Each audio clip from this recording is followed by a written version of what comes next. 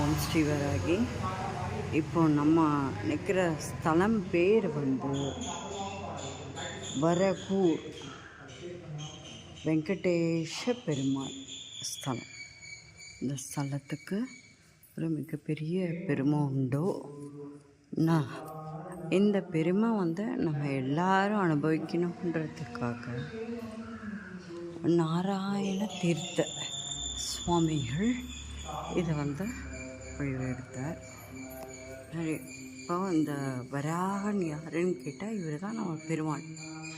அதோட ஸ்டோரி மிகப்பெரிய ஸ்டோரி. அதையும் நான் உங்களுக்கு சொல்லித்தரேன். தெய்வத்தை எப்படி சேவிக்கணும்னு நம்மளுக்கு வழி வகுத்து கொடுத்தவர் அவர் தான். ஏன்னா எல்லோரும் நீங்கள் கேட்கலாம், ஏன் தெய்வத்தை சேவிக்க எங்களுக்கு தெரியாதான்னு.